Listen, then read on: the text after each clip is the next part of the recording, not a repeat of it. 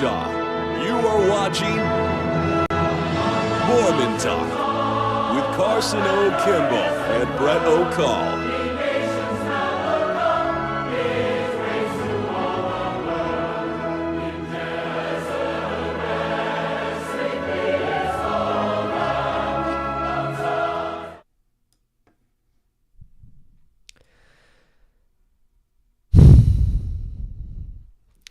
Hello, everyone, and welcome to another episode of Mormon Talk.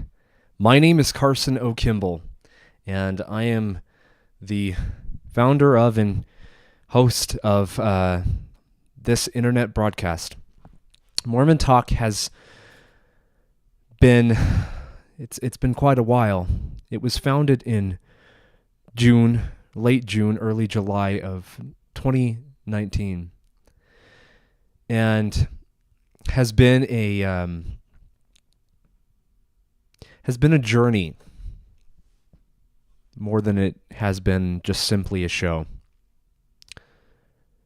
I began doing Mormon Talk because I felt inspired. I had an idea.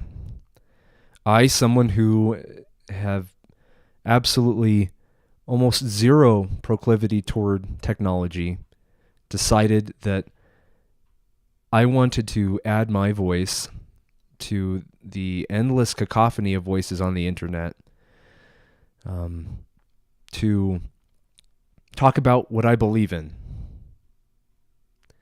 And along that way, I brought my friend with me, Brett O'Call, someone who I knew in my youth, and we grew up in the same place, and we ended up serving a mission in the same place and ended up being companions. And our friendship grew from there, and it's been a long time. It feels like yesterday, though. And Brett O'Call and myself have gone through ups and downs in life, and through fire and flame. And there have been times where we have walked with one another, and there have also been times where our paths differed, and we met a fork in the road. For those of you who were not able to tune in to the very, very late night broadcast last night, I'll tell you here, Brett O'Call, longtime co-host of mine in Mormon Talk, has stepped down officially from the show. Hi, Mormon Talk. I would like to share the testimony of my penis. I'm just going to ignore that. Has stepped down from Mormon Talk. For those of you that were there during the last episode, the General Conference Edition 3, which is no longer available on YouTube, Brett had a very sad moment for himself, and it led to a lot of confusion and to a lot of hurt in the Mormon Talk community. And I'll be the first to say that I know Brett very well, and I know that he is a good man, and he did not intend to hurt anybody's feelings. But nevertheless, on behalf of Mormon Talk, I would like to apologize for the display that was had, and unequivocally denounce, along with Brett, Kelly says R.I.P. Brett. Carson's temple name is new name Noah. Stop. But I along with Brett and the Mormon Talk crew would like to emphasize that we do not tolerate acts of racism. And we do not find them funny. And we are sorry for anybody having hurt feelings or confusion.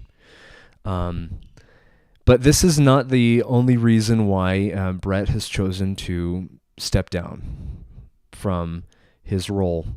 Brett has been, for as long as I've known him, someone who is extremely unpredictable, because the Lord is unpredictable. And Brett is very tuned into what the Lord wants him to do. He had a conviction that Mormon talk was what the Lord wanted him to do for the time being. But now the Lord is calling him elsewhere in this world to start a new chapter of reflection in his life. And I, along with all of you, salute Brett O'Call, thank him from the bottom of my heart for all of the countless hours he has spent driving to and fro to come here, to sit next to me and answer phone calls. A lot of the time, those calls will be sincere and not waste our time and contain questions about the gospel of Jesus Christ. And sometimes the calls have been zany at best. But Brett stuck through it all. And I want all of you to understand that Brett O'Call is not a quitter. He did not quit on Mormon Talk. He did not run away from his responsibilities. He merely ran to them elsewhere. And I hope that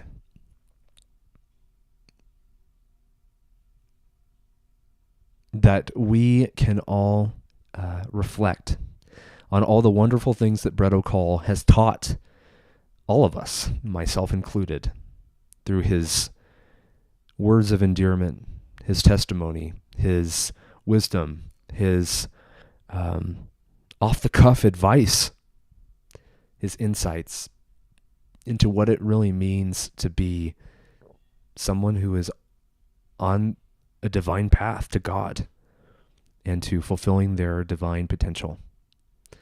Thank you, Brett O'Call. God be with you till we meet again. And my sincere hope is that we will all meet again before the next life. Okay. In addition to this, I also mentioned to everybody that our starting time will now be 1 hour earlier.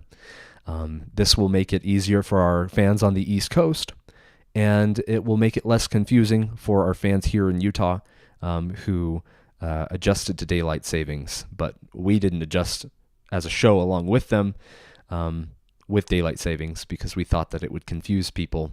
But nevertheless, I think this is less confusing and more convenient. So welcome to all that are here this hour earlier. One more item of business. Mormon Talk SingStar will officially begin its live auditions next Monday at this very time. And we will be scheduling those who have applied to be on the show to have a time slot to be able to open their mouth and really show us what they got. And I will be judging to see if they will make it on to the actual show. SingStar. And then from then on, the audience, you guys, will be participating in voting for who makes it and who does not. And eventually, the final episode of SingStar will occur, and the official Mormon Talk Sing Star will be crowned, and a prize will be given. And it will be a wonderful springboard for anybody who wants to use their voice and their talents to make their mark in this world. It can start here. Don't let this opportunity pass you by. Be bold. Be unafraid to show what the Lord has given you, and let it all show right here in front of everyone. So yeah, please email an application to mormontalksingstar@gmail.com. This will include a picture of you, and it has to be actually you. You cannot troll us, because we're going to be doing this over Zoom. And a short bio about yourself, and we'll pencil you in. Well, wonderful. Instead of opening the phone lines right away, I'm going to go ahead and look at the chat. Okay, I see hashtag Brock for co-host all over the chat. Wonderful. Okay. Corey Doolin says, I wish Brett was there to open his mouth. Seriously sad right now. Brett did bring a very calming presence to the show, and counterbalanced my my bluster. I'll be very vulnerable here, very, very well, and we're grateful for the time that he did spend here, and we will never forget Brett O'Call. Okay. All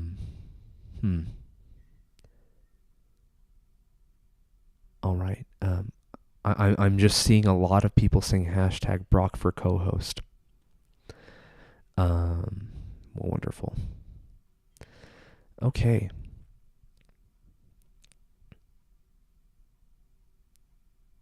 Well, wonderful. Yeah, that's all I'm seeing, really.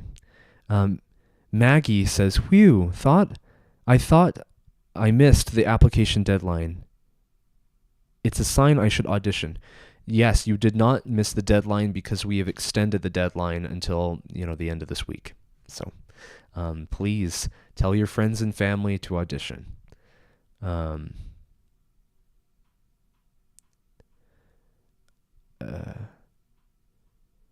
Logan Tatham says, "Say wonderful in your shave voice again."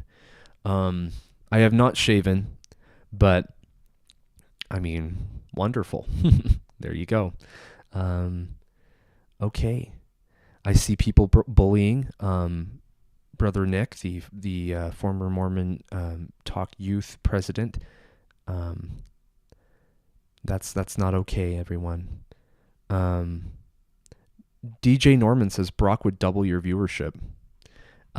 Frankly, I don't disagree. I think Brock is someone who is very beloved on Mormon Talk, especially amongst the youth, and we're always down to bring more youth onto this community. So wonderful. Okay, great. I'm going to go ahead and open up the phone lines, everyone. So for anyone who's new, this is a call-in show. I ask desperately that people will be respectful, and will ask questions about, I'm a member of the Church of Jesus Christ of Latter-day Saints, so please ask about that. Ask about, questions you might have, even if they're difficult, just as long as they're appropriate. And if you don't have a question about that, you're free to answer or ask a question about just life in general, and I'll give you my best advice. So, but we do not allow any filth on the show, any trolling. That's not what this is. This is a fresh new chapter for Mormon Talk, and it's going to go right. And the days of trolling are, I'm not tolerating it. They're behind us, and let's just please be serious, everyone. Okay, thank you. Hello, caller. You are on the air with Carson O. Kimball. Welcome to Mormon Talk. Do you have a question for me, caller? Hello. Yes, I do have a question. Man, I'm very sad to hear that Brett sadly stepped down for co-host, but probably it's for the best for him, in his personal life, because he's going through a journey. Yes, absolutely. Yes, that. Yeah. Thank you for expressing that. Another question. Do you remember me? My name is Sandu. Yes. Okay. Just making sure, because last time I called, I feel like we had a bad vibe going between us. I just don't want that to ever happen again, because I'm a big fan of yours. Okay. We'll thank you. And Okay. please go ahead and ask a question, and Okay. I'll see what I can. What, man? There's so many things going on in life. What do you think of that Roro? The Roro? Yes, Corona. Oh, the COVID Yeah, virus. the Roro, man. The Roro, man, is so bad, but it gotten really better because like the cases have been down like 97%. My pet monkey actually got the Roro and he gave it to me. Well, I'm sorry to hear that. I hope that your recovery has been complete and that you have learned a Yeah. lot in the process about what Yeah. people go through when they are afflicted with Yeah. the COVID-19 virus. Before I hang up more, Carson, I'd like to I'd like to say a saying in my foreign language with you. Sing a song? Yeah, it's like a 30-second song.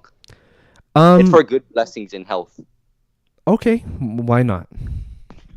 Okay, 3, 2, 1. Hard day, hard, somebody kakino, somebody hey, kamada kiko, somebody bade, kamade sidu, humble, humpete. Thank you very much. You're welcome, and thank you, and thank you for your kind words. Have a wonderful evening. Hello, caller. You're on the air with Carson O. Kimball. Do you have any questions about the gospel of Jesus Christ? I'm here to answer any of them. Oh, I kind of do have a question. Yes. Well, wonderful. So I've just started reading the Book of Mormon that I got the original copy. Joseph Smith Begins His Work.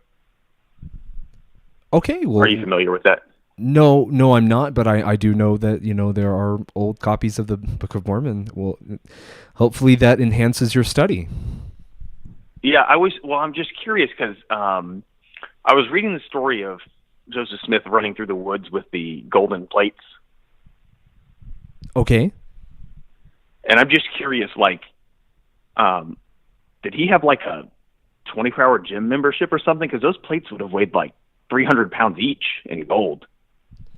So I'm not certain that they were gold, but they had the appearance of gold. And but it says they're gold. Right. So for lack of a better term, they might have appeared to be gold. I mean, I'm not sure if Joseph Smith, had access to some sort of a scientific process that would distinguish I think it he as just worked out. I think he was a buff dude. If he was Joseph strong enough, Smith was a strong and he was a wrestling man, and he was athletic. But big arms. But I still maintain that I think that the plates appeared to be golden. But if they were pure gold, Joseph Smith was probably given some strength to be able to transport them. By God, that's not at all out of the question. I mean, look at Moses. When Moses came to the Red Sea, for a divine purpose, the sea itself parted.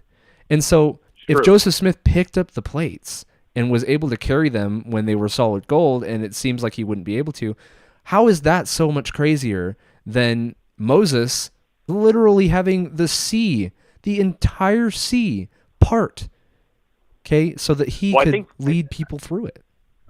I think that with he obviously had really good fortune telling and future sight, you know what I mean? So he would have known that at some point he would have to carry these things, and regardless of how heavy they are, they're probably heavy. But he had to start the workout process early to get the muscle strength to be able to protect the plates and carry them. So I think from my readings, as I'm starting to read the earlier transcripts from Joseph Smith, and I'm reading through the lines, I think he knew that he would have had to hit the gym a little bit, to buff up.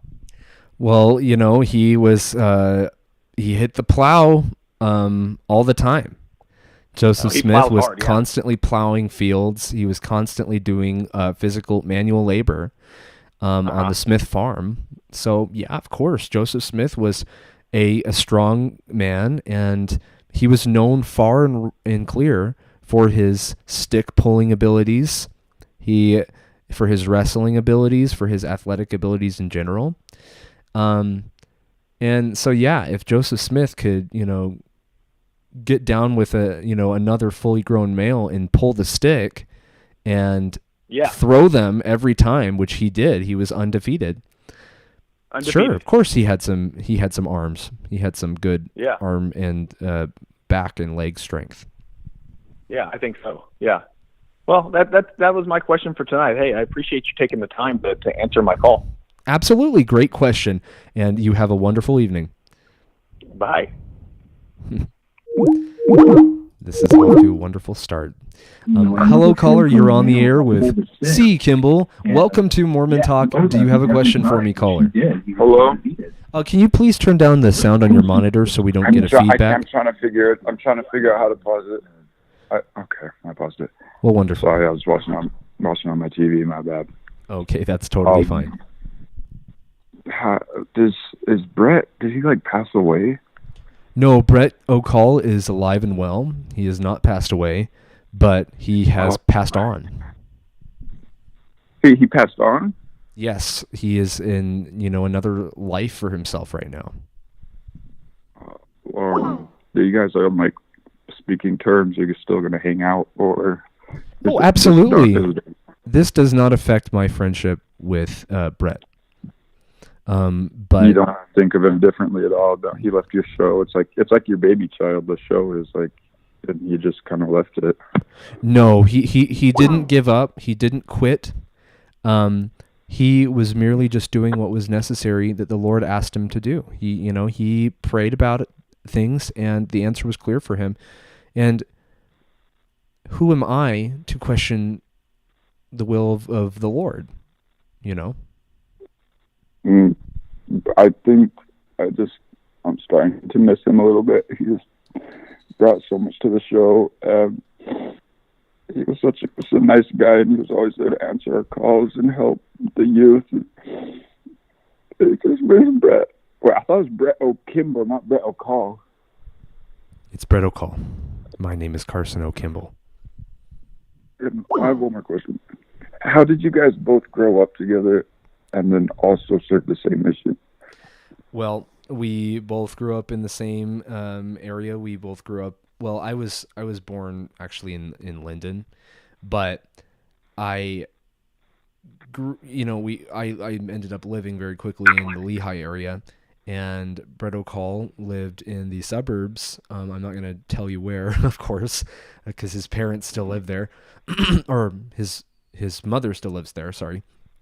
And we never hung out, but we had mutual friends. And I actually talk about, the first real interaction I had with Brett in my book, Window to His Love.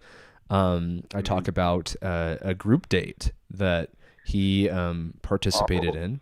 He came on, and that was my first exposure to Brett. But then later on in life, we were called to the same mission, and I didn't readily recognize him, but we all of a sudden it clicked when we were companions, and we're like, oh my gosh, wait a minute, we grew up together. You're Brett. Gosh, because you don't expect someone that you grew up with to be on the same mission as you. You know what I mean? Yeah, that's what I was thinking. That's super, to be companions too. This is just crazy. Mm-hmm. It's it was meant to happen. It was like destiny. And now that he's off the show, I just feel like, you know, something's off. Maybe he should come back. Maybe it's not out of the question that he's coming back. I don't know. It's not out of the question. And my hope is that Brett will come back. But I don't want him to come back unless he feels in his heart that he's supposed to be back. I don't want to force him to do anything. Yeah. It was more of his decision. He wanted to leave. Yes. One more thing. I think you said Brother Nick is a former youth president. Does that mean he's been fired, or? What it means is right now that capacity is not filled by anybody. He's not being replaced. But I simply just have nothing for him to do at this time, and so I'm excusing him from, I had him on our TikTok, but he was bullied constantly on our TikTok, and also there was some unsavory banter going on between the Mormon Talk account and then other random accounts, and I just felt like it'd be best to pull the plug on that for now, until we can get things figured out, and start that again. This sounds like a lot of drama. It sounds like a lot of drama between Carson and Brett, and then Carson and Nick. I hope you're still happy throughout all of this. I feel no drama. You feel no drama? No, life is just full of twists and turns and curveballs and hardballs and ups and downs, and it's like riding a horse, you keep on riding, and then sometimes you're desperate to get off, and sometimes you're walking through a serene valley of flowers and trees and children, but then sometimes you're on the rocky cliffs of the Grand Canyon or something, and you're scared.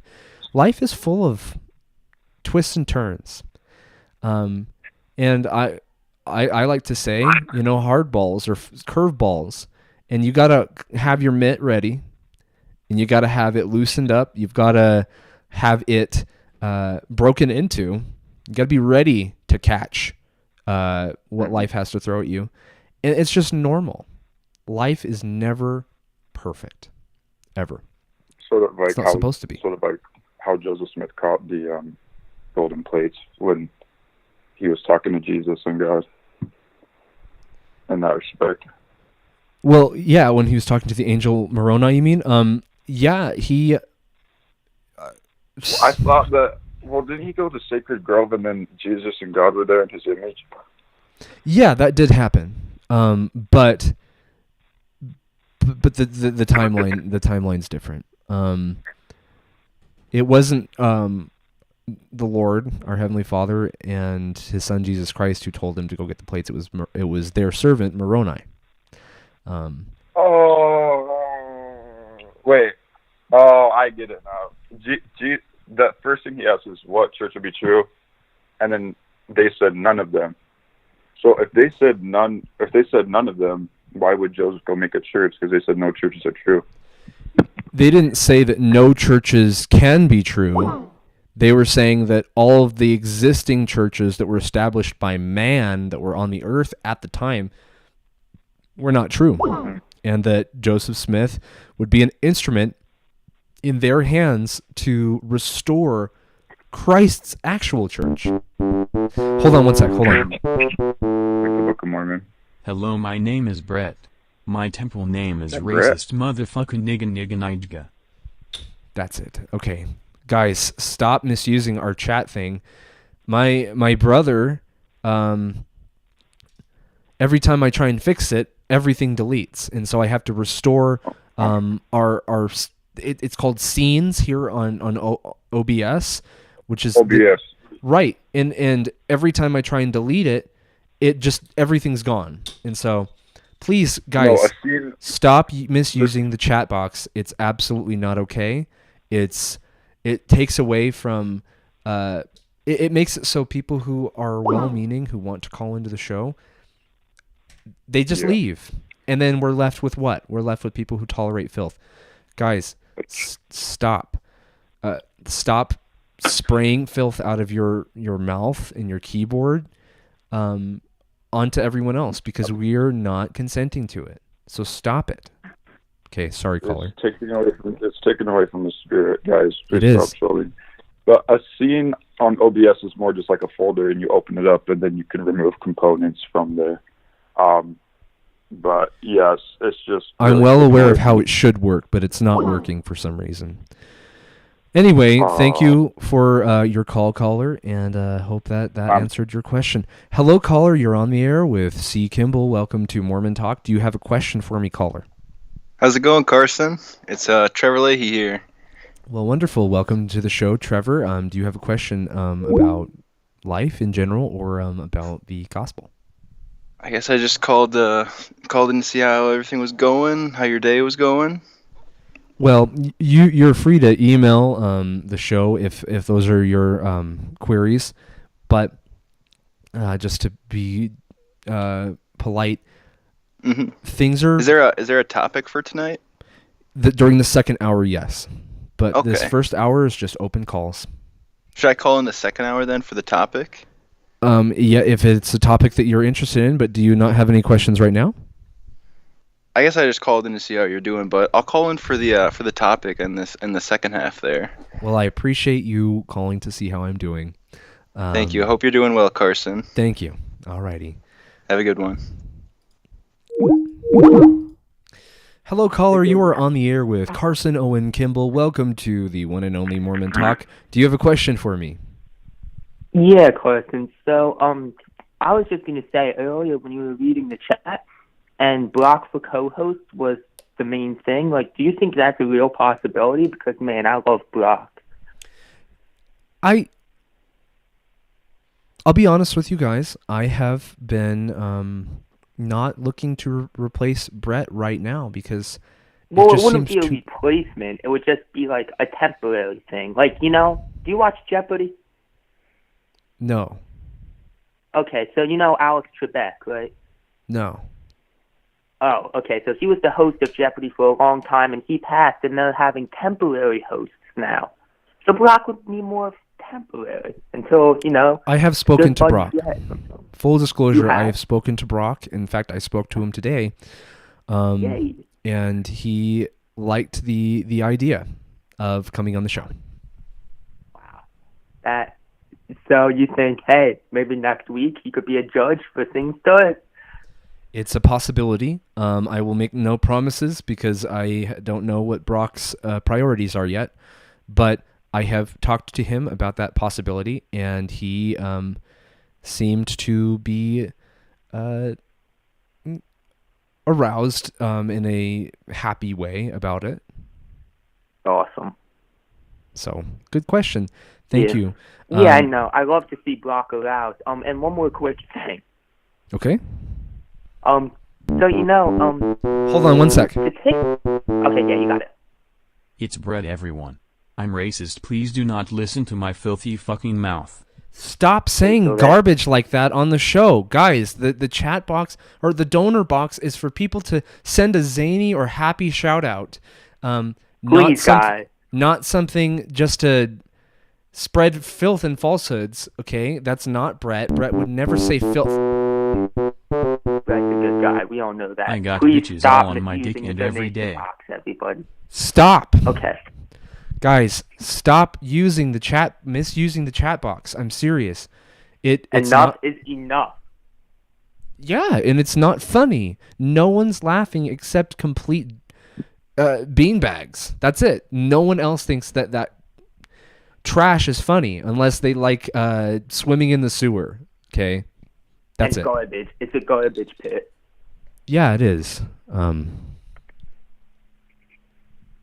Okay. Well, anyway, let me continue on my last point. Real quick, I'll be quick. So, the TikTok, it actually has more followers than the YouTube channel. Mm-hmm. You notice that? Followers on TikTok are much easier to come by. Of course. And it's very, very simple to get followers on TikTok. I've read into this a lot.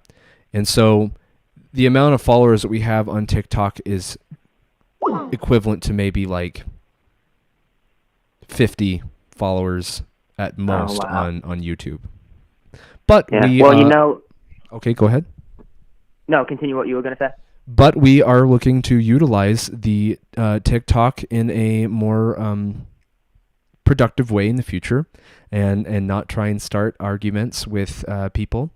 But I'll say here right now, there's been a large amount of people that bullied Brother Nick, who we entrusted with the TikTok, and we're trying to get him to think that the Church of Jesus Christ of Latter-day Saints is a cult, which I've heard a zillion times in my life.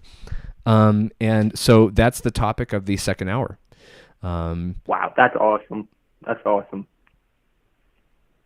Wonderful. So, and yeah, Carson, have a great day. Can't wait for Brett to come home, buddy. Okay. I hope so too. Hello, caller. You are on the air with Carson Owen Kimball. Welcome to Mormon Talk. Do you have a question for me? Hey, Carson. This is Jamie. I just had a couple quick questions for you. I called in a couple of weeks ago, but I kind of just been watching the show on YouTube, after you've live streamed. But last week, it wasn't live streamed. Is that because of the new the SingStar, or what was the reason for that? Last week it was live streamed, but the episode has been taken down by us because it contained very confusing content.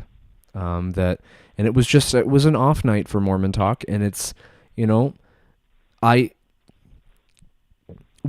leave up episodes even if there is splash material on it, when there is at least enough good in that episode to sift through and extract. But last week's episode, while there was some good in it, the bad outweighed the good a lot, and to an absolutely unacceptable degree. And so we just chose to take the episode down and put it behind us.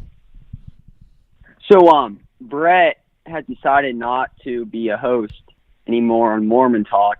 Is that because the new name Noah? Or, is he going to be coming back?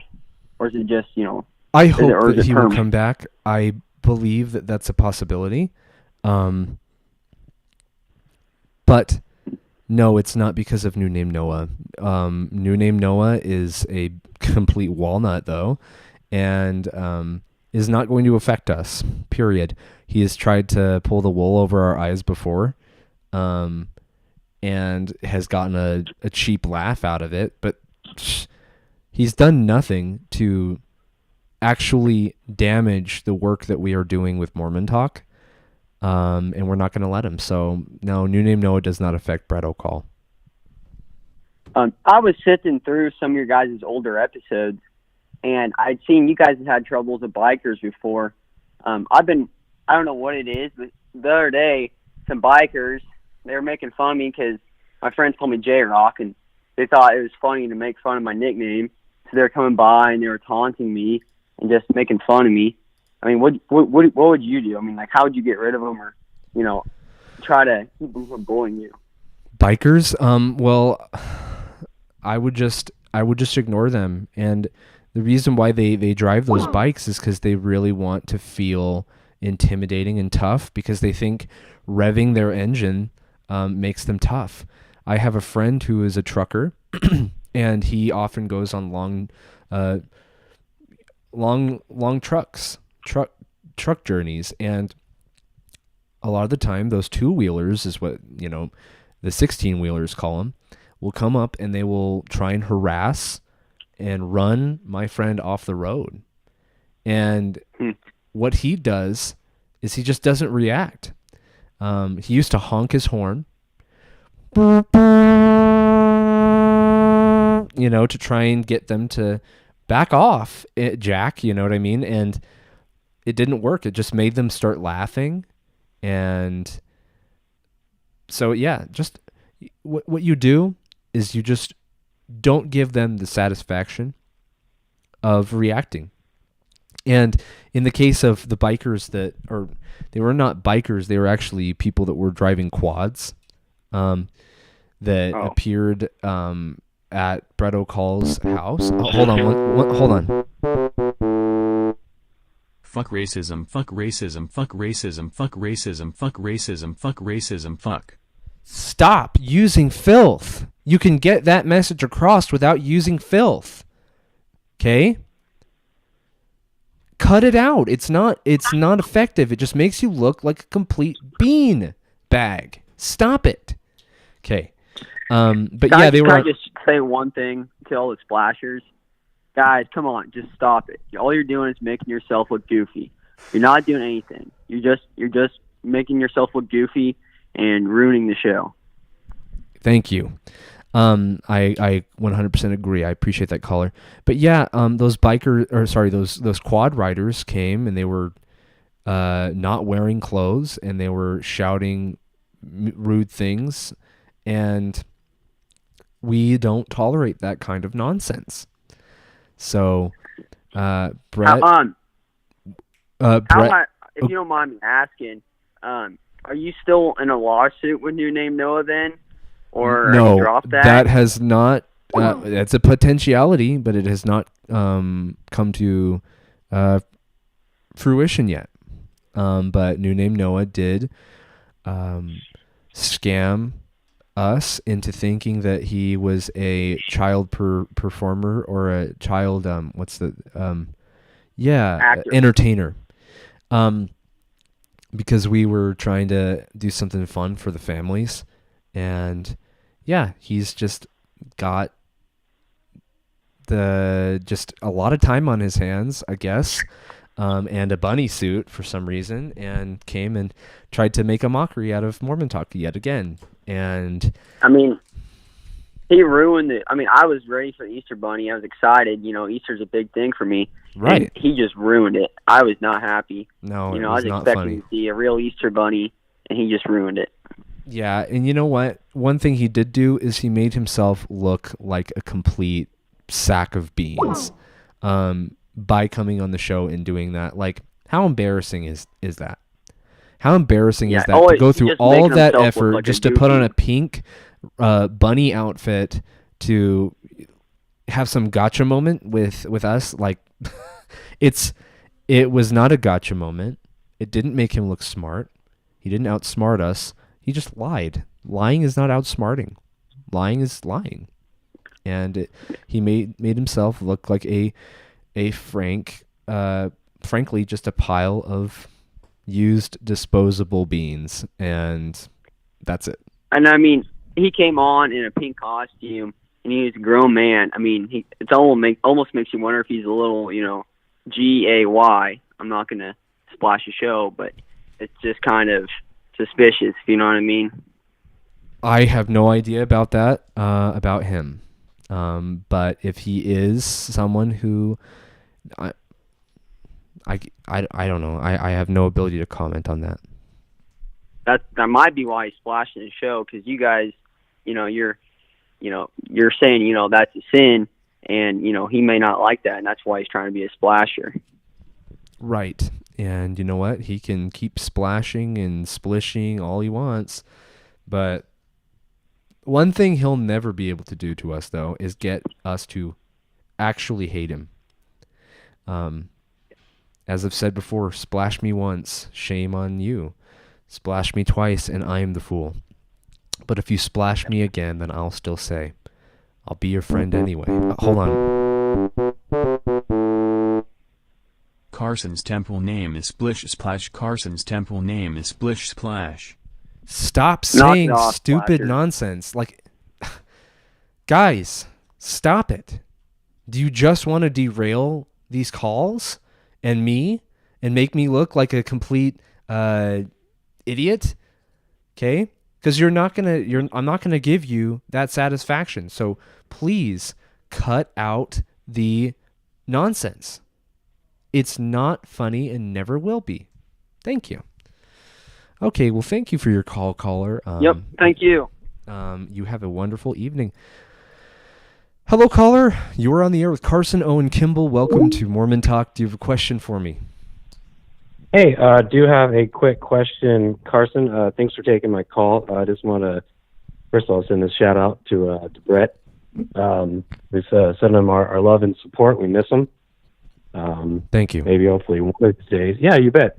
Yeah, maybe one of these days, perhaps somewhere far down the road, maybe, but he could be a guest host for a random episode or something. Just a thought. Maybe that'd be kind of cool. He will always have a spot right here next to me to be a guest or to come back to the show indefinitely. So thank you. Yes, sir. We one of these days, hopefully. Hey, but question, doctrine, or I guess kind of doctrine related question for you. Kind of maybe give some advice and counsel from you on this and see what you think. Absolutely. On this, a little bit of I guess it's a relationship issue, marriage situation I got with my wife, and we don't know exactly the best way how to resolve this. My wife, sometimes, God bless her soul, and when she can't find her own Book of Mormon, she'll mark passages out of mine. And I just don't know how to deal with that. It kind of ruffles me up a little bit. Okay, well, yes, that can. I understand how you feel. That your own quad, your own set of scriptures is very personal and sacred to you, and I have things marked in mine from when I was in primary that are still there. Oh wow!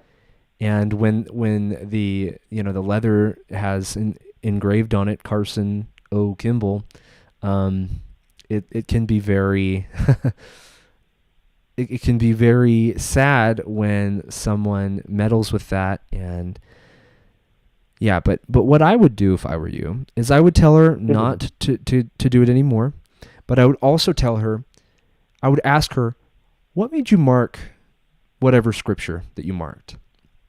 And let her tell you. Let her expound upon it. And her opinion on it. Yeah. And let her expound upon it. And then you will forever, she's your wife, you love her. You will forever have a marking that your wife put in your scriptures. And you can remember whenever you see that highlight, this is important to my wife. This was important to my wife. And that's a treasure in and of itself. So I'd say no damage done. Okay, I've never thought of it that way. I can start to view it like that then. Well, wonderful. All right. Hey, well, thanks, Carson. I appreciate it. And we are, everyone is checking out the chat. Everyone's rooting you on because you're flying solo this evening. So, you have a good evening, and I'll talk to you later. Well, thank you. Gosh, these calls have been very good. I'd like to thank the audience, thank the callers for so many calls that are completely on point. That means a lot to me. Hello, caller. You're on the air with Carson O. Kimball. Welcome to Mormon Talk. Do you have a question for me? Hi, this is Richard Fletcher, Channel 8 News in Bismarck, North Dakota. Hey, I'm just covering the story tonight. Just wondering if you could give us a comment on, there's some people out there that have the theory that this isn't a stepping down from Brett, but more of you suspending him. And I'm just wondering if I could get a comment for my news story. My comment is simply this. If you even are a real journalist, my comment is this. Brett O'Call made the decision to move on himself. I did not suspend Brett O'Call from the show. It looks like he hung up. I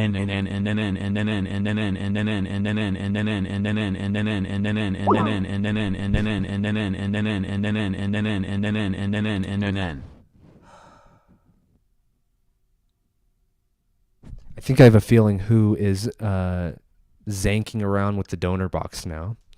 And if that's the case, yeah, keep sending back the money that you stole from the show. Hello, caller. You're on the air with Carson Owen Kimball. Welcome to Mormon Talk. Do you have a question for me? Hello, caller. You're on the air. Okay. Hello, caller. You're on the air with Carson O. Kimball. Welcome to Mormon Talk. Do you have a question for me? Here, 1 sec. Let me drop my money. Okay, are you there? Are you there, Carson? I am, yes. I recently found a Mormon Talk TikTok page, and it said that being a gamer is actually a sin, and I play video games every single day. And I guess that's just sort of my question is, I got in the Mormon Talk Discord too, and they got the Gamers Anonymous chat, and they've been helping me out a little bit, but I was just wondering what your official thoughts are on the subject. Well, I'm not going to go so far as to say that gaming itself is a sin. But I will say that gaming is a place where sin flourishes. For instance, name a video game, a popular one that I would know, because I'm not a gamer myself. But I've played games before. Name one. Mortal Kombat.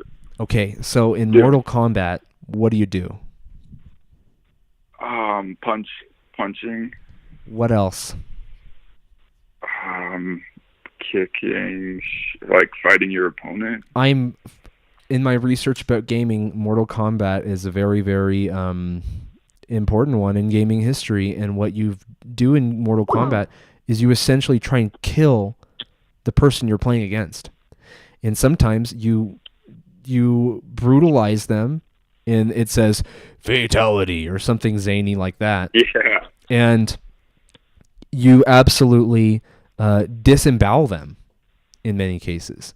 Now, tell me what you're teaching your brain when you're competitively trying to disembowel another person.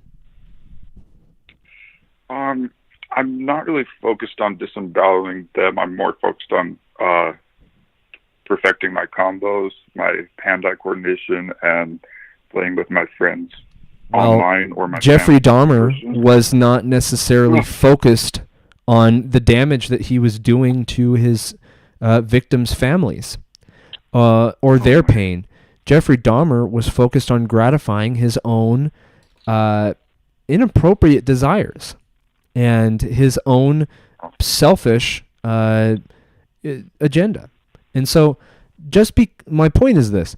Just because you might be fixated on spending time with your friends, virtually ripping out their vital organs, and working on your hand-eye coordination, does not mean that you're not tainting yourself by engaging in that act. For instance, I could, to work on my hand-eye coordination, I could get throwing stars and go try and throw them at people in public. And I'll be working on my hand-eye coordination at the time. No. But the thing is this, I'm also doing damage. Hold on. Carson, why did you forsake me? I am being bullied too much by you. Furries. Stop. I'm not bullying anybody right now. That is balonky. But anyway, what I'm saying is just because there might be some good that comes from gaming, like spending time with friends, there are much better ways that you could be doing it. I mean, I could spend time with friends smoking ecstasy or toking hemp or something like that. Don't do that. Don't do that. But I might feel like I'm having quality time, but guess what? I'm just absolutely donking myself up while I do it. Okay, I'm jacking myself up. So it's not worth it. So find another way to work on your hand-eye coordination. Maybe play catch with your friend. Well, I just feel like that's boring. I like to. It's more engaging for video games. Well, you know what? I'm here to tell you that playing catch is only boring if you let it be boring. You could throw curveballs. You could throw hard balls. You could have a good conversation while you're playing catch, and that's just one way. There are so many other ways that you could work on your hand-eye coordination and hang out with friends too. But I also want to say this: you might feel like gaming has its controller wires wrapped around your neck. Hold on. No. Batman. Pay happy make the mod more. Stop watching the show, guys. Yeah, stop. Okay? Knock it off. Here I am.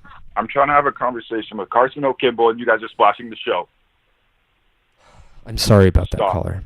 Thank you. But yeah, what do you think about maybe spending time with your friends, which is one thing you want to accomplish, and working on your hand-eye coordination, and not ripping out people's intestines at the same time?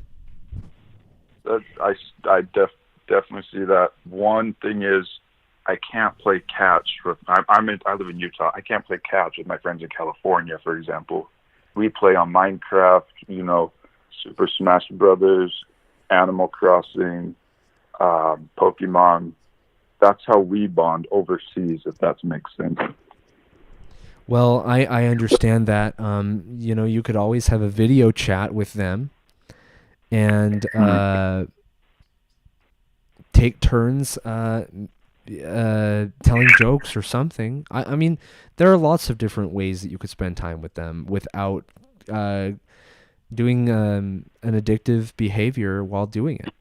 And when you're gaming, when you're gaming, your willful. Hold on, one sec. Link removed is very appropriate. Gay sex, gay sex, gay sex, gay sex, gay sex. I've had enough of the filth. Cut the filth out. Cut it to an absolute zero. Okay? Not just a little bit of filth. No filth. Okay? What would you do if someone baked you a batch of cookies and they were chocolate chip, but they only put a little bit of turtle dung in it? Okay? Would you still eat the cookies? No. No filth is acceptable. Okay? Not just a little bit. None. So get that. I love you, son. Please clean the toilet when you get a break in the show. Stop that. Okay? My father does not live here. Okay? Cut the baloney out. Can I say one thing to the stream really quick? This is the third or fourth time you guys splashed the show while I'm on a call. And do you know who this is? It's Carson O'Kimball, and he's the author to A Window of His Love. Do you know who you're disrespecting right now? You're disrespecting the callers, too. I can't even with these. Okay. You guys have moderators like Happy McWV and Cal Master that actually put in work, and you guys are just destroying the show. Correct. I agree. Well, thank you for your call, caller. I hope that you can find some ways to, engage with your friend and work on your hand-eye coordination while you're engaged with them. I see where you're coming from. It's just, I don't know if I could go like cold turkey off video games, if that makes sense. I don't know what the process is to, quit this whole addiction. I still don't know if it's completely harmful, but I don't know. I can kind of see where you're coming from here. The first part of the process is admitting that you have an addiction. And it sounds like you just used that phrase kind of yourself. And so you've already taken the first step by admitting to yourself that you have a problem with gaming, and you can start there. Sure. I just want everyone in the chat to know that Carson's already had enough with all this drama with his co-host and everything, and stop stressing him out. Okay, guys? Thank you for your concerns. I appreciate it, caller. Have a wonderful evening. Gosh, all of these calls have been so positive. Well, most of them have been so positive, and this is, I don't think in any episode in the last year and a half, we've had such a streak of sincere and fruitful calls. So thank you to everyone who's been calling in. I'm going to take a quick break. While I'm on break, maybe consider signing up for SingStar by emailing us at mormontalksingstar@gmail.com. Life kind of comes at you and offers you opportunities. And this, we look back in life and we're like, gosh, I wish I would have taken such and such opportunity. maybe it would have led me somewhere better. This is one of those opportunities. If you have a voice and you want to share it and sing, this is your time to shine. So be thinking about that. Don't go anywhere. When I come back, I am going to formally open up a discussion about whether or not my faith, I'm a member of the Church of Jesus Christ of Latter-day Saints, is a cult. Peg, meg, fuck, shit, pussy, ass, motherfucking, damn, bitch, damn. You guys just want to see how many filth you can say? Are you just trying to like hit every filthy target? Stop it. It is not impressive. It's not funny. It's not cool. You look like an absolute walnut for doing it, and just because you're anonymous doesn't mean that it makes you any less of a beanbag. You're still one. Okay? You're an anonymous sack of beans who finds pleasure in trying to make a family-friendly show a chaotic, zany, at best place. Stop it. Okay? I'm not here to just be week after week trolled. Okay? I'm going it alone right now. I don't have Brett to hold my hand. I don't have Brett to calm me down, with his presence and be, that feather in the corner of my fall anymore. Okay? I'm going it alone, and it is a little bit stressful. But I'm still here. And if it weren't for me Thank you, Carson, for being so special.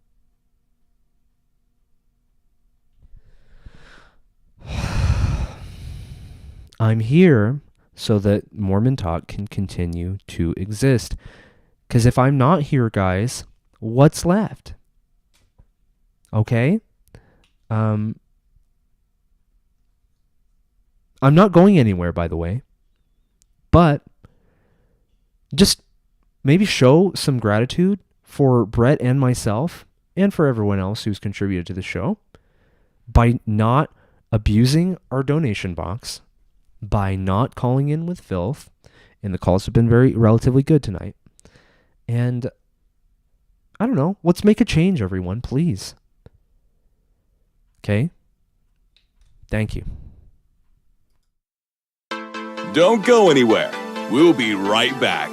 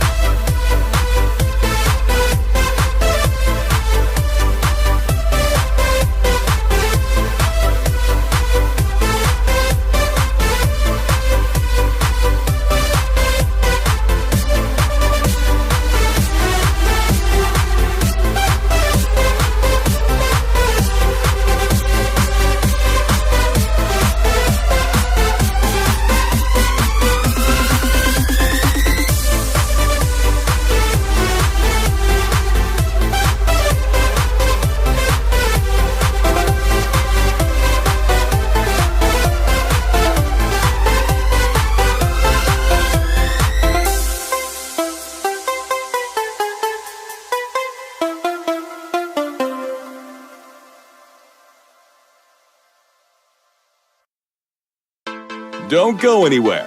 We'll be right back.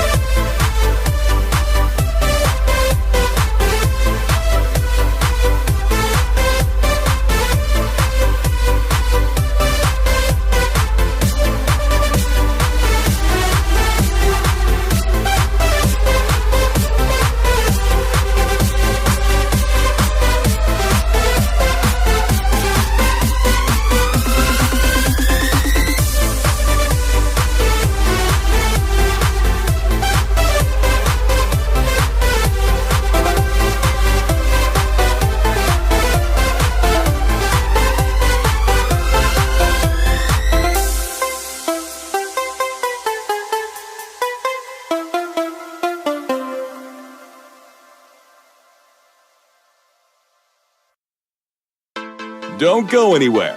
We'll be right back.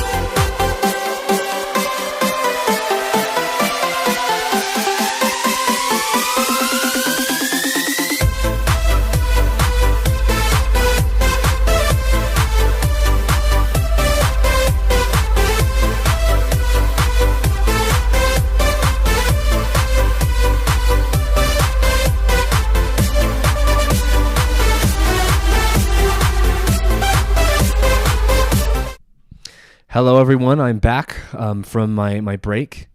Is it just me, or did that break go by a lot faster this time? I think it did. You know, when you don't have someone with you, you know, to do things with during the break, it just goes by quicker. I told everyone that I was going to open up the second hour to talk about whether or not the church is a cult. And I'm still going to do that. But sometimes, you know, we're inspired. And reading all these comments about Brett makes me a little emotional. And I feel like now, before anyone has the chance to mess this up, I wrote a song for Brett. And I'd like everyone to hear it. It's brand new. I just wrote it, like, today. But it's very meaningful. And then after I play that song, I'll go on a very, very quick break, and I'll come back, and we'll proceed with the calls.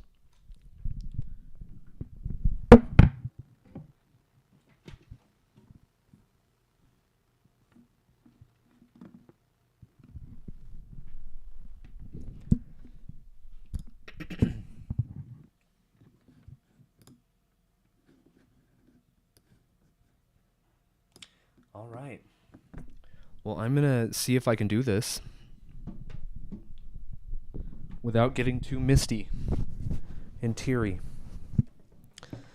I hope you guys can all hear me well enough with my microphone in my pocket. I trust that you can, and I'm just going to go for it.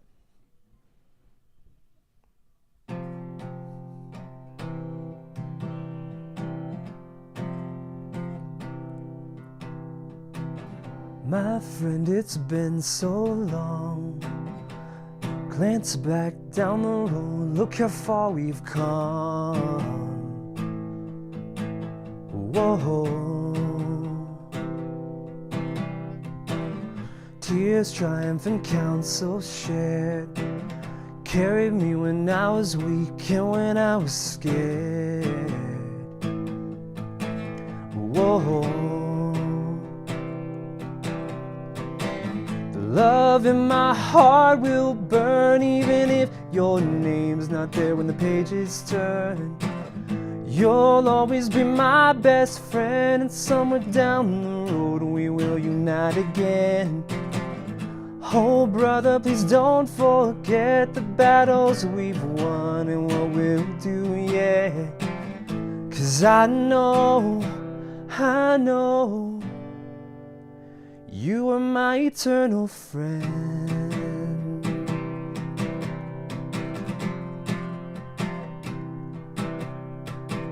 Like a ship tossed about on a stormy sea, like a lighthouse, you've always believed in me. Whoa. And, sorry, I'm getting a little teary. And when my sails were overcome by the howling wind, I lost control, so you jumped right in. Whoa. The love in my heart will burn even if your name's not there when the pages turn. You'll always be my best friend, and somewhere down the road we will unite again.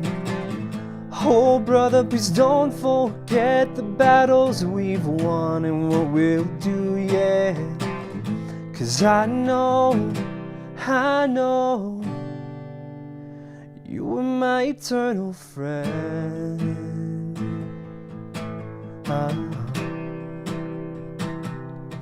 Eternal friend.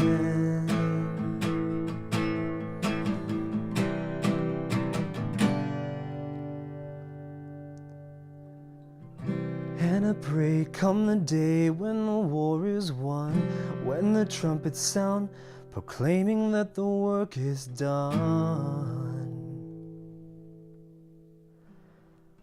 When the Savior comes again, you and I will meet side by side as we both fall at his feet.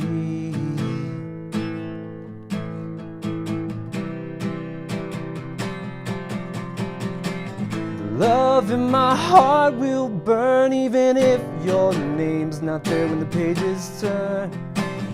You'll always be my best friend, and somewhere down the road we will unite again. Oh, Brett, please don't forget the battles we've won and what we'll do yet. 'Cause I know you are my eternal friend.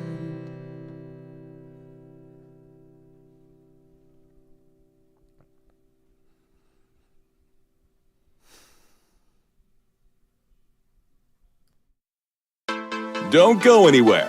We'll be right back.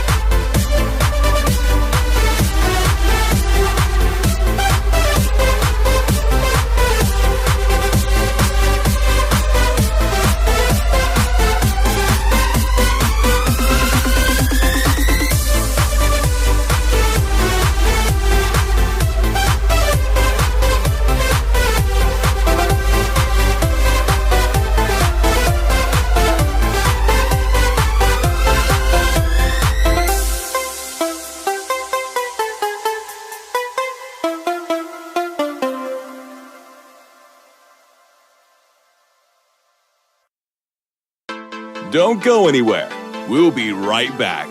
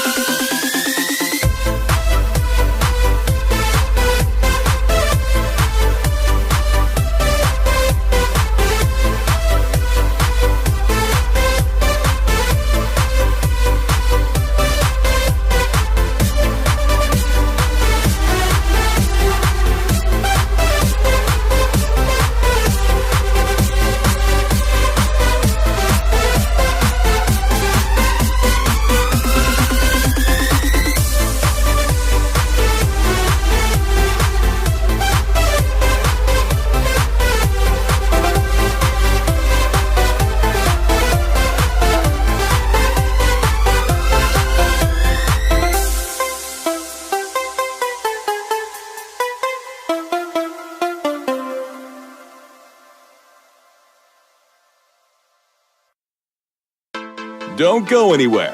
We'll be right back.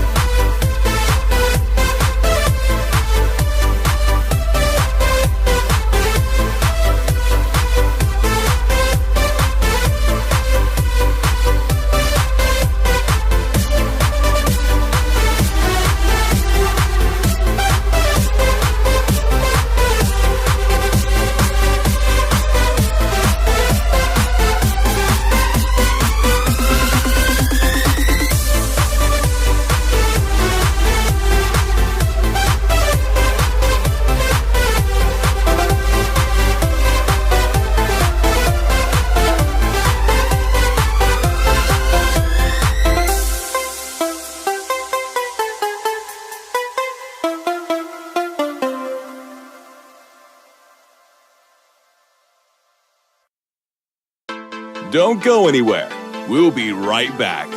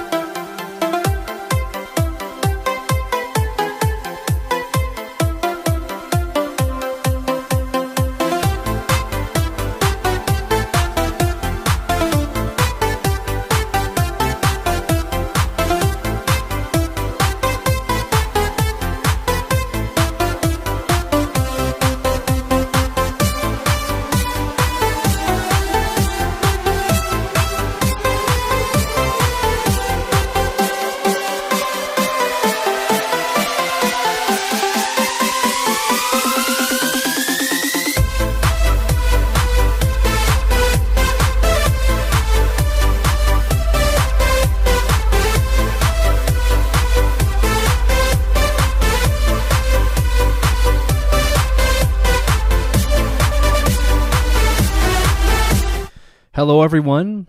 I'm back. Thank you for your patience. I'd like to spend the last half hour here discussing a question that naturally arose from a lively discussion on our TikTok. Brother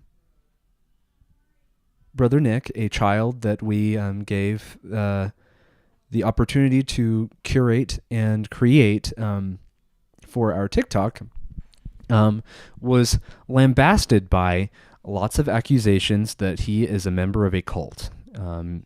He is a member of the Church of Jesus Christ of Latter-day Saints, and a bunch of people felt like it would be necessary to accuse him of being a cult member. Now, I completely disagree. And I know that...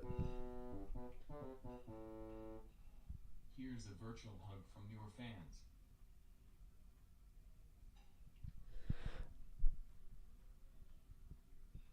Thank you. But anyway, I disagree. The Church of Jesus Christ of Latter-day Saints is not a cult. It is, in fact, in my belief and testimony, the Lord's true church on the earth. And so the question is it a cult? And I'm willing to answer calls only about that topic. So if you have something else, I'm sorry, you're going to have to just wait until another time. Or you can email us at, the email is right here where I'm pointing, mormontalkline@gmail.com.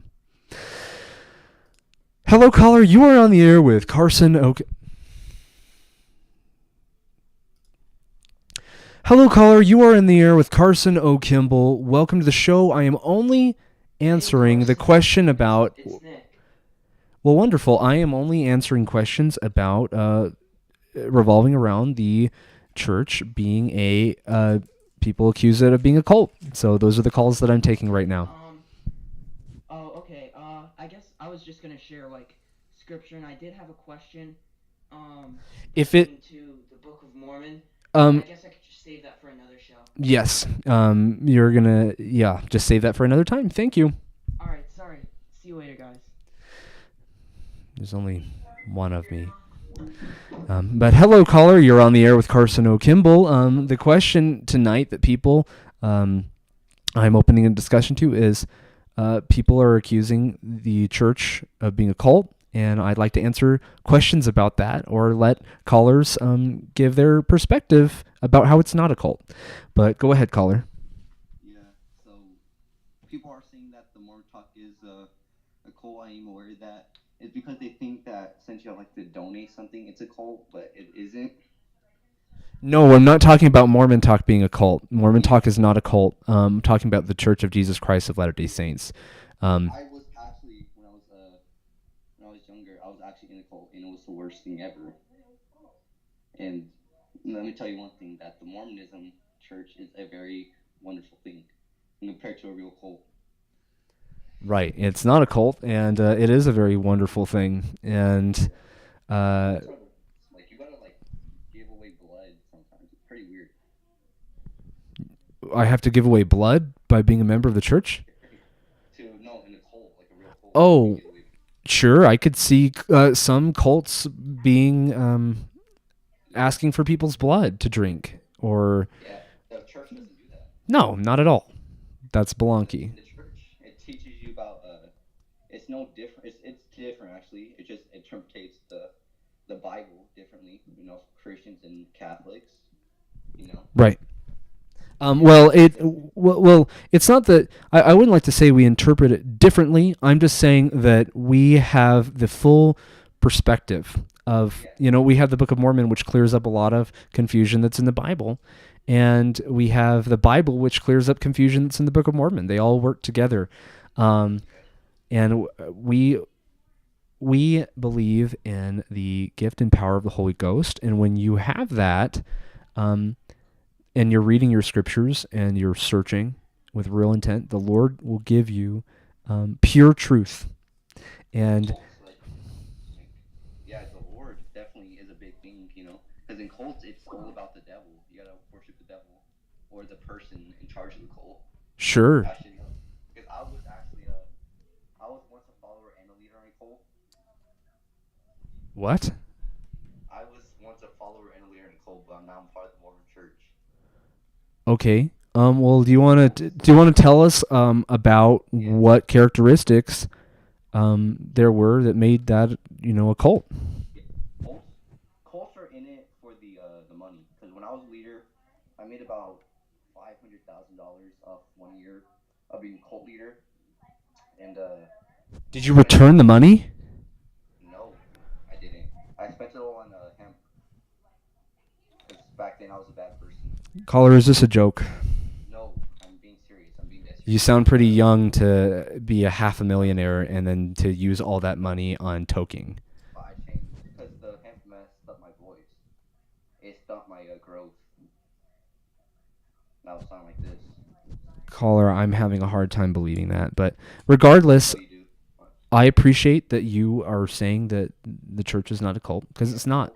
Yeah, I still believe in the cult, like Hail Lucifer. Oh my gosh, the audio is turned off. I apologize. I hope everyone has been able to hear these calls loud and clear. Oh, really? Oh, man, that sucks. Because I just said, like, about cults. Like, you have to sacrifice blood. Yeah, you can go ahead and money. re-say all that stuff if you'd like to. Okay. So, the difference between a church and a cult. A cult, I was once a leader and a follower. The reason why my voice sounds like this is because hemp actually stopped my growth, mainly in my throat. Now, because when you're a cult leader, you're not in it for the religion. You're in it for the money and the people's blood. Because when you're a leader, when you're the leader, you drink the followers' blood. Bread is not at my back door. But anyway, yeah. Sorry, we're getting zany donations again. Hold on one second. Thank you for your beautiful testimony. I'm sorry that I plugged my ears for that. I thank you for that donation and that message. Yeah. But anyway, just to recap, everyone. So this caller called in and has told everyone that he does not believe that the church is a cult. Thank you, and also that church is not a cult used to be involved in you Hail Lucifer, which I still do. What? Hail What? Lucifer. Hail Lucifer. Okay, don't spread filth Hail on Lucifer. this show. Hello, call. And by the way, I don't think that call was real. Stop. Hello, caller. You're on the air with Carson O'Kimball. Right now, I'm answering questions revolving around whether or not the church is a cult, and I'd like to clear all that stuff up. So thank you for calling in, and I'm ready to catch your question in my baseball mitt. All right, that's awesome. Hello, Carson. This is Brother Flick. How are you doing? I'm doing well. Hold on. Everyone's saying they can't hear the calls. Oh, shoot. Maybe I should turn them up. I'm not certain. That's fine. Take your time, Carson. That's no problem. Yeah, let me go ahead and do that.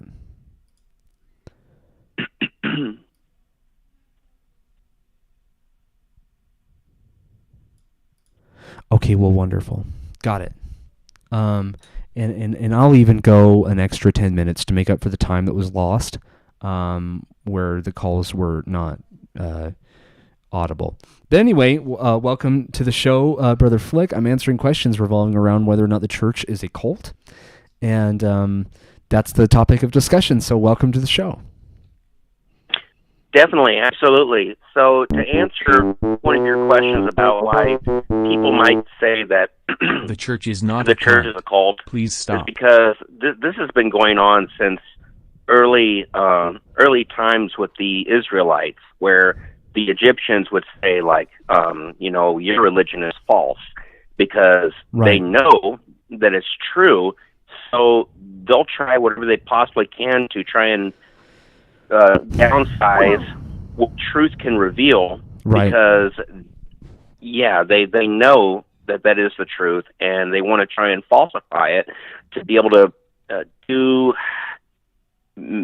really just place their own beliefs before the true beliefs, I guess, if that makes sense. I don't know. It makes complete sense. You know, they have an agenda that they want to play out. It's usually a political agenda or something selfish.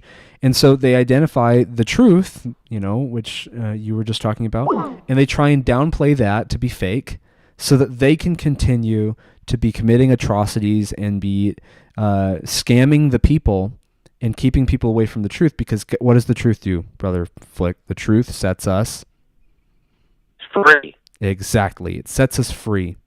And I don't know about you guys, but freedom does not sound like a cult. The truth that exists in the gospel of Jesus Christ is the most freeing knowledge that you can ever gain. And when you are free, you are able to become who you are meant to be and choose to do that, not be forced to do that. And you will have the tools through the gospel and through the Lord's atonement to spread your wings. And there is no telling how high you can fly when you do that. So that's a wonderful point that you brought up. Thank you, Brother Flick. Absolutely. I truly agree with that too, Carson. I have something special I want to talk to you about real quick. Wonderful. In June, we're going to be celebrating Father's Day, and I have something amazing that I want to send in if you would be willing to share that with everyone. It's something personal to me, and, you know, when we think about Father's Day, we think about Heavenly Father, you know, and not only our Heavenly Father, but our fathers that have raised us and raised us to become the men that we are, strong, pure, and being able to raise and share the gospel of Jesus Christ. So this upcoming Father's Day this year, I have a short little video I'd probably want to send in, and if you'd be willing to share that on the air, that would really make not only my year, it would really make me appreciate Father's Day so much more. And I'll talk to you more about that through email, but thank you for allowing me to come on and share my testimony and being able to share what it means to me to be a member of the Church of Jesus Christ and how I know that it's not a cult. It's not a cult at all. You know, a cult is something that people make you join. They don't give you free will. Cult is something that they say either join us or disperse. Get out of here. And they don't let you leave. You know. Exactly. I mean, think of all the people who have left the church that have called into Mormon talk. Can you imagine one of them calling in being like, they held me at the door and didn't let me leave? All of them left. So anyway, well, wonderful. Thank you for your call. That was a very great point, and I appreciate that. Hello, caller. You're on the air with Carson O'Kimball. Welcome to the show. Hey, Carson. How are you doing today? I'm doing okay. How are you, caller? Hello? Hey, Carson. How are you doing tonight? Sorry. Hello, caller. You're on the air with Carson O'Kimball. We're answering questions about whether or not the church is a cult. And I see a lot of people are making that accusation on our TikTok, and so I'd like to clear it up right here. Yeah, I saw that on your TikTok too. I was wondering, I almost wonder if it would be worth your time, and this would probably go along well with the subject that we're discussing, to either just have you or maybe Brother Nick, or if you can talk with Brett, but I really think like a heartfelt testimony over TikTok would go a long way and get people to think maybe, oh, this guy's sincere, like it's, you know, maybe it's not a cult, and then you can use the TikTok channel for good. That's absolutely a fantastic idea, and I was planning on doing that. Well, your last one that you put up defending Nick, I thought was really good. But one thing that we need to get to the bottom of, Carson, someone is still controlling your CarsonO'Kimball.com website, and it's redirecting to a new page now. And it's saying that the church is a cult. And so we've got to get to the bottom of that. Okay, everyone do not go to CarsonO'Kimball.com. It's not my website. Hold on one sec. Mormons are not an occult. We don't do weird things in the temple. Just stop. I'm actually agreeing with a lot of these donations. Thank you. Was that a good one? That was an actual good donation message. Thank Good. you for I'm really that, glad. and thank you for your donation as well. It really helps us out. Great. But yeah, don't go to that website. It's not my website. I don't own it. Someone bought that domain so that they can trap people and trick them into going to a stupid website that has nothing to do with me. And they changed it too, because I saw it a couple weeks ago, and I won't say where it went just to protect the viewers. I think you know where it went. And they changed it now. And so it's almost like spooky that we're having this discussion, because now it goes to a page that argues this exact point, which is kind of weird that we're having this discussion. We're having this discussion as a response to the TikTok controversy. Right. But so maybe I just was calling to see if we could figure out how to get to the bottom of that, but maybe you don't know. But I'll let you get on to the next call, but just appreciate you being here. And I know that we're all sad that Brett's gone, and hopefully we can see a little bit of Brock. But anyways, thanks for the call, Carson. Love you guys. Well, thank you very much. We love our viewers too. Hello, caller. You're on the air with C. Kimball. Welcome to Mormon Talk. I am answering questions revolving around whether or not the church is a cult, because a lot of people seem to hold that opinion. So lay it on. Yeah, Carson. I just want to say, Mormon it's just not a cult. I don't know why people don't understand that. Well, like cults are just ridiculous. Like, they make you do things like all dress up in the same color and like show up to a place all on the same day and then make you go by a different name. Well, wait a minute. Hold on. Yeah? If that's a cult, then police officers are cultists, because they have to dress up the same. They have to change their name to officer such and such, and they have to, go at the same time, and they have to make oaths. And well, officer is a title, not a name. And I have more characteristics of a cult as well. Well, what I'm saying is a lot of what you just now described is not at all the making of a cult. And I was able to escape. And I know members of my cult would go to people's houses and try to make these people join the cult, and they just would not leave. And it got to the point where I had to get out when I found out that my cult had $100 million in a bank account that they were making cult members pay. And it was ridiculous. Wait a minute. Okay, so let's unpack what you just said. So if an organization actively tries to invite other people, not force, invite other people to join it, that makes it a cult? Well, no, but the act of them showing up at other people's houses, and they would not leave those houses, Carson. It was bad. And they even, once they joined the cult, they even had to control the undergarments they were wearing, and it got to the point where okay, I see what you're doing, and you're making absolutely failure points that all of those little things are arbitrary and made up just to try and make Mormonism look, or the Church of Jesus Christ of Latter-day Saints, look like a cult. Baloney. Okay.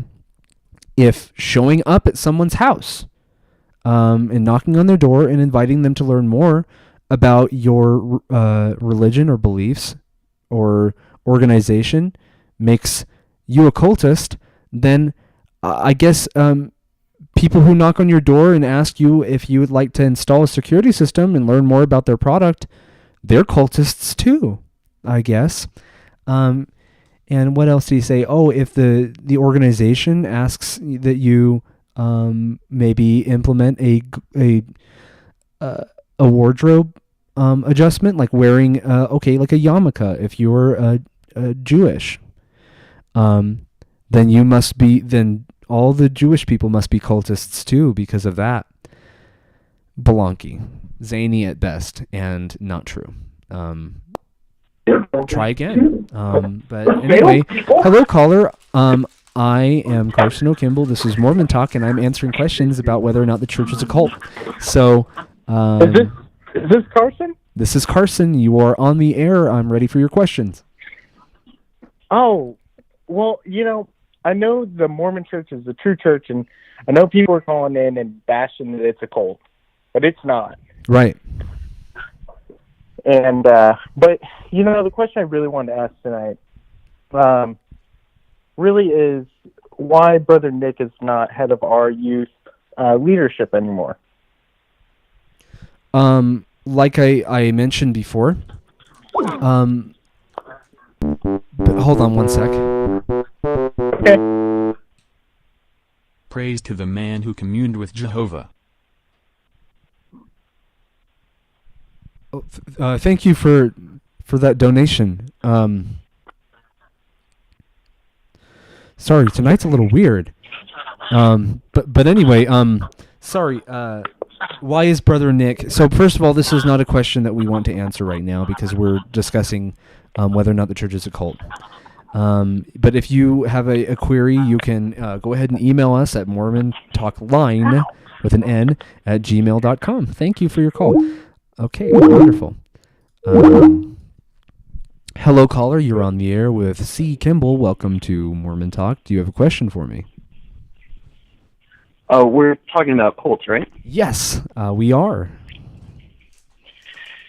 So I'm a member, and I've heard this come up a lot because the bite model has gained some popularity.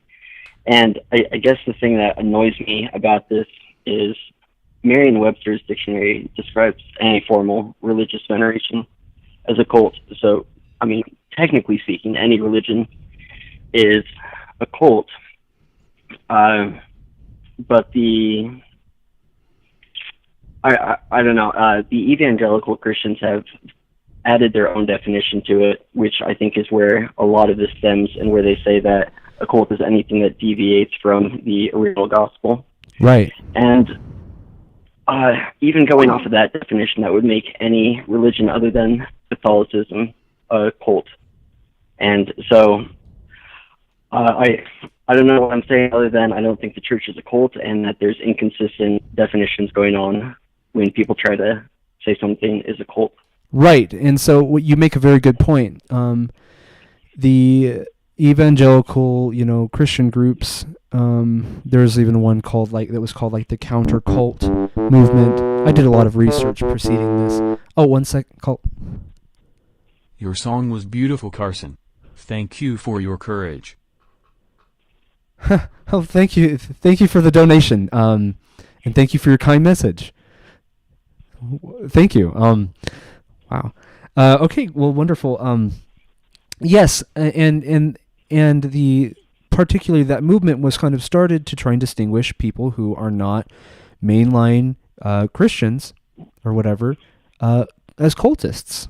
And that's just it's balonky, because here's the thing. You don't get to just decide that someone's a cult because they believe things that you think are different, or that you think are not according to what your beliefs are. You know what I mean? Hold on one sec.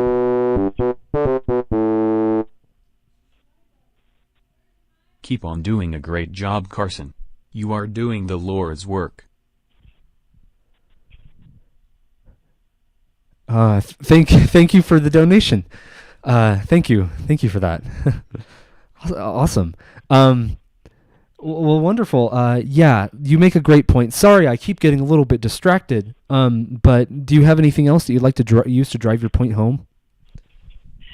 Yeah, a lot of the things that people try to point out is cult, like the clothing that was brought up, the names that were brought up. These are things that have originated way back since Adam and Eve, and so of course they're going to be found in a lot of religions, because a lot of religions have broken off and stemmed from that.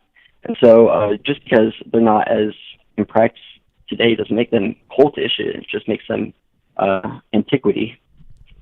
Exactly. That's a very, very That's good point. the last part. That's that awesome. I had to point Thank you out. for your perspective. I appreciate it, and I know that people are hungering for that message. So thank you very much for your call, caller. All right, thank you. Have a good night. I am having a good night. Thank you. Hello, caller. You're on the air with Carson O'Kimball.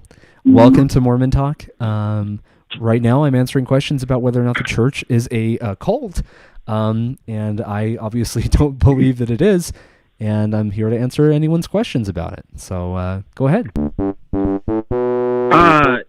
Yeah, so you're probably aware Beautiful show tonight, Netflix Carson. had This church is true. a show, maybe it was Hulu, I don't really remember, but it was called like White Salamander, and that seemed to suggest some kind of culty things. I wonder what your reaction to that is. White Salamander? Yeah, they mentioned the White Salamander. I think the show is actually called like, was it Murder Amongst the You Mormons? help us learn and walk in holy places. Thank you. Oh, thank you for these donations. Awesome. So there was something that was mentioned about. So there was a frankly zanky guy named Mark Hoffman, and he made fake documents to try and trip people's testimonies up, and he included one that contained a salamander in it, claiming that Joseph Smith followed a salamander to find the plates instead of the angel Moroni, and that was obviously false. But it was a test of people's faith, and the Lord let it happen to see if people would walk away from their faith because of one zany letter. And that one zany letter led a lot of people out of the church because they were lazy learners and they let it happen. And so the thing is, that turned out to be fake. So if anyone is looking at the church and saying, oh, White Salamander, that's weird, must be a cult. First of all, just because something seems weird to you doesn't make it a cult. And two, it was a fake document That's a anyway. good point. So what are you going to do about it, you know? Besides yeah, throw it in the I trash mean, where it belongs. That makes sense. Yeah, put trash in the bin, right? Put trash where it belongs, in the sewer. So Yeah. Well, hey, honestly, the show is going really well tonight. I was really disappointed about Brett's departure, but I hope he's doing really well. But I feel like you're doing a great job, especially since you got both hands free now that you don't have to fondle his balls all the time anymore. Pardon me? I didn't hear what you said. Well, it just seems like things are going more smoothly now that you got both your hands free to manage the show and you're not jerking Brett off. Oh, okay. Sorry about that. I didn't understand what he was saying, but I think that I understand that he was trying to be a troll. We're cheering for you, Carson. Watching from St. George. You're an inspiration. Wonderful. Thank you. I love St. George. It's a very wonderful place to be, and thank you for that. Hello, caller. You're on the air with Carson O'Kimball. Welcome to Mormon Talk. Right now, I am happy to answer questions revolving around whether or not the church is a cult. And I obviously don't think it is, but a lot of people on TikTok seem to disagree with me. So I'm here to answer any questions. Yeah, Carson, I don't think it's a cult at all. Hello, caller. You're on the air with Carson O'Kimball. Welcome to Mormon Talk. I'm answering questions about whether or not the church is a cult. And Carson, you have a beautiful smile. You glow with the spirit. Love you, Carson. Thank you for the donation. They really help the show out, and thank you for your kind things. But anyway, caller, answering those Oh, our caller is gone. Hello, caller. You're on the air with Carson O. Kimball. Tonight I am answering questions about whether or not the church is a cult. I obviously do not think it is, as a member of the church, but a lot of people seem to be confused and have questions, so I'm here to resolve those. You're on the air. Thanks.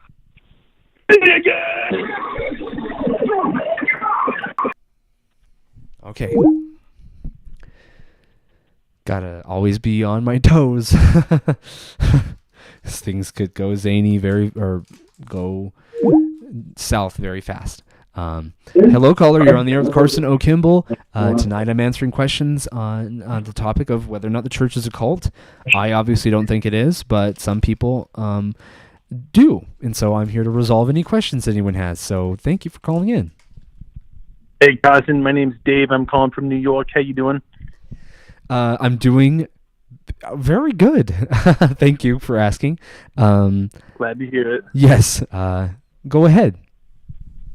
Hey, I'll be quick. I saw your book in New York City bookstore, Windows to His Love. Picked it up, read it cover to cover. I'm obsessed with it. First time caller, first time watcher. Just wanted to call in and say I love you, brother. I think the show is amazing, and I can't wait to watch the future episodes. Thanks for doing the work. I'm a Jehovah's Witness myself. I do not think your church is a cult, but just wanted to give you a thanks for writing such an amazing book. Well, I appreciate that, and my book has been read all around the world, and I'm very happy to hear that people have been stocking it in their bookstores, even in New York. I'm actually surprised to hear that, but I'm glad to hear it. I will have you know that my hold on one sec. Carson, when you're teary-eyed, you touch our little hearts. Well, thank you for your donation. I appreciate the donation. Well, wonderful. But yeah, I'm very happy to hold on one. I fell over in the bathroom and can't get up. Please stop your show and get me. It said Grandpa Kimball sent that donation. That's very funny. That's a funny donation that made me smile and laugh and is appropriate. Thank you for your sense of humor. But anyway, I'm very glad to hear that you've enjoyed my book. I am actually in the final stages of my upcoming book, Peg, the Dark Synergy of Excessive Eating and Gaming, and it will be coming out by the end of the year, obviously, and I hope that you'll consider picking that one up too. I'll take a look. I'll be the first one in line. If it's as good as Windows to His Love, I'll be the first one to buy it. I'll send it. I'm going to buy it and send it to my brother. His name is William. He lives in Los Angeles, California, and unfortunately, Carson, he's just been smoking and smoking and smoking weed all the time. I can't get him to stop, and I want to send him your book to try and get him back on the straight and narrow path. But do you have any advice? He told me sometimes he watches the show. Do you have anything you could say? Well, I will say this, that you're selling yourself short. You could be so much more than you are being right now. And not only that, but you're meant to be so much more than you are acting right now. So figure out who you are, which is a child of God, and live true to that call. Amen. Wonderful. Amen. Repent. Come to Jesus. He loves us all. Well, wonderful. Thank you very much. Hello, caller. You're on the air with Carson O. Kimball. Tonight I am answering questions for a brief moment more about whether or not the church is a cult.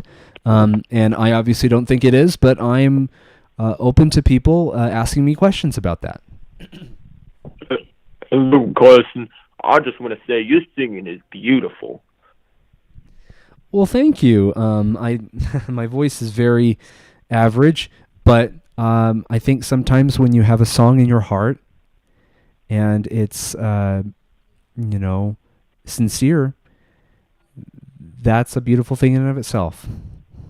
Yeah, your song you wrote, it was really nice. We all miss Bud dearly. I know it. Yes, we all do. And we're going to make it through this. We're going to make it through this. Say, it's been great that the donations have started to clean up, and they're all so positive towards you, Carson. I'm sure you're happy to see that as well. Hold on one sec. You got I hope and pray that your next book is a success. Zany Walnuts can't win. Thank you. Thank you for that donation message. And I hope and pray that it is a success too. Not a monetary success, but rather that it will successfully help someone. So, wonderful. Thank you for that, and thank you for your call, caller. Okay, have a good night. Hello, caller. You're on the air with Carson Owen Kimball. Welcome to Mormon Talk. You'll probably be the last call of the night, but I'm answering questions on whether or not the Church of Jesus Christ of Latter-day Saints is in fact a cult. And my position is that it's not, but I'm welcoming people trying to maybe pick my brain about that. Yeah, no, absolutely. I appreciate you taking the time. It's dare I say it, it takes some courage to just take on these calls with all the things that are out there about, our faith and everything. Well, it's something I'm happy to do. Good. I'm glad you're out there fighting the good fight. Just taking spears for the Lord. I'm willing to do that, and I'm still here, and I'm not. Sometimes I wish I were Samuel the Lamanite, and that the spears and slings and darts would just fly away from me. But sometimes they hit me, and but I'm happy to take them all. So good. Well, I look at you like a modern day Helaman. You're just up there with the title of liberty, just letting everybody know this is what real happiness looks like. Well, thank you for that compliment. I'm not sure if I deserve it, but you know what? I appreciate it. Good. Hey, I just had one question. So I recently joined the church. I've yet to go through the temple. It's something I'm really excited about, but obviously you hear a lot about it. I've just heard it. I know I have to be careful with what I ask, so please bear with me. Is there a name involved? So what I would say is go to your temple prep classes, sign up for temple prep, and hold on one Thank sec. you, Carson, for taking all these hard balls. You do it so well. I'm happy to take hard balls every Monday night.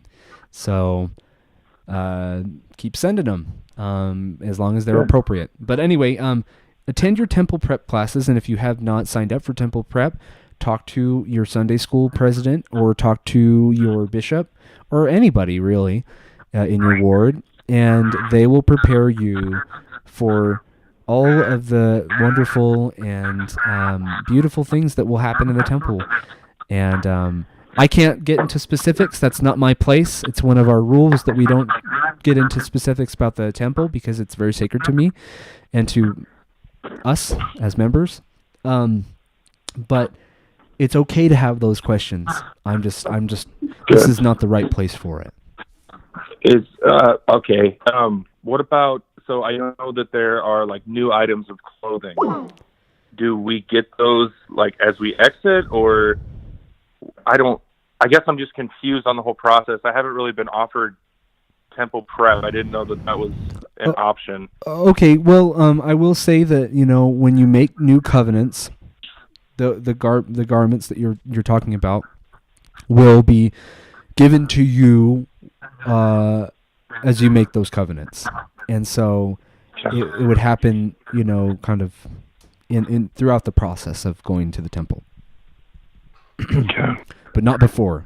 Well, yeah. Now, are there what else do we need to know about the temple before going? Because I hear a lot of crazy things from my friends. I'm the only Mormon I really know, other than my ward members that I've met, but they keep talking about like handshakes. Okay. What are the handshakes? All right. Okay, so, well, anyway, this has been a wonderful night. Thank you, everyone, for your calls. I am delighted to be able to answer your questions. I'm still here. I'm still Carson O'Kimball. And I'm still ready and able and willing to move forward. And I saw something in the chat that I wanted to say, or wanted to read. Someone said, their name is Two Drunk Mormons, and they said, this show is lacking entertainment. I want to congratulate the good viewers of this show. That's exactly how we move forward, especially without Brett to anchor me down. What helps the show the most is when good people donate, when good people call, when people don't splash the show, when people ask sincere questions, because what it does is it bores the people that are here for the wrong reasons. It bores them to tears. They would rather be playing Fortnite. They would rather be toking hemp. They would rather be trolling or laughing at a cheap joke. And that didn't really happen that much tonight. And so they're bored. And thank you for your sweet spirit. Thank you for your donation. You see, guys? You see? That's boring to trolls. They get bored. They leave because it's not funny to them. The only thing that's funny to them is trying to pull a fast one on me. And thank you for the people that have not. Thank you to everyone who has said kind things about Brett O'Call. I hope that he will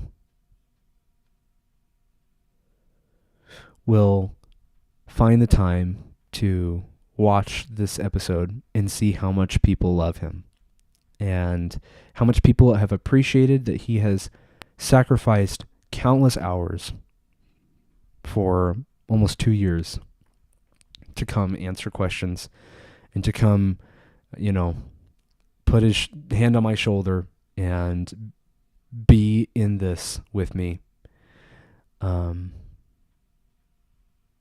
We're going to make it through. It'd be much better with Brett, but we're going to make it through this. And I'm going to need your help.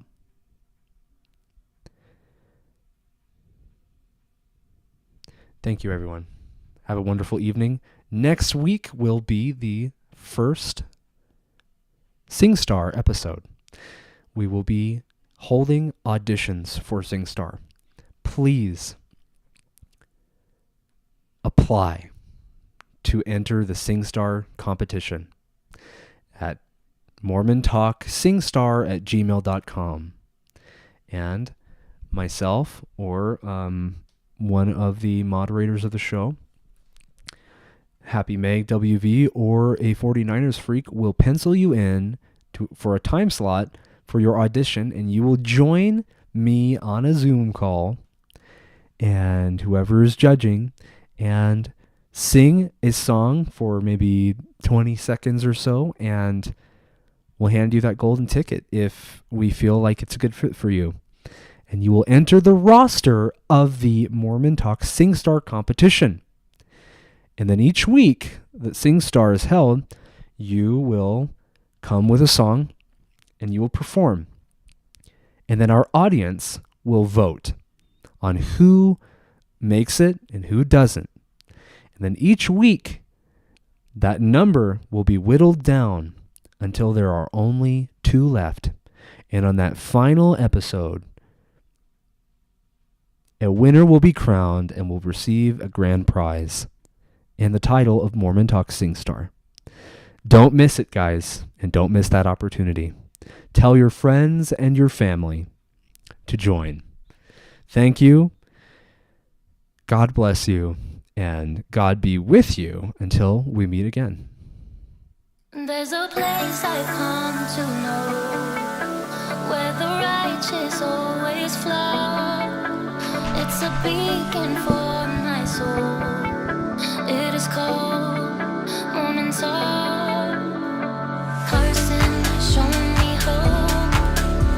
That happiness is mine.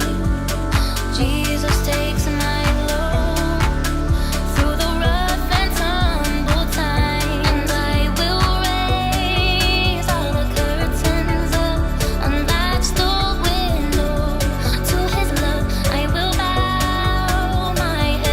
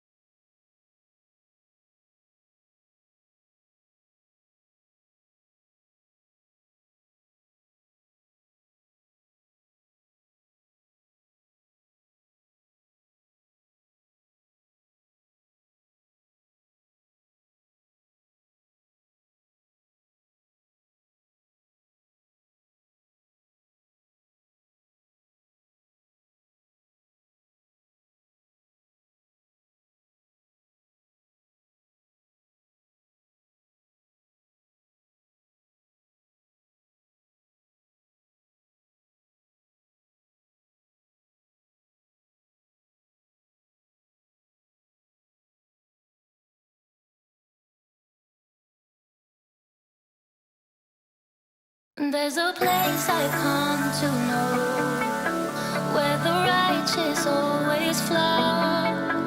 It's a beacon for my soul. It is cold, morning sun.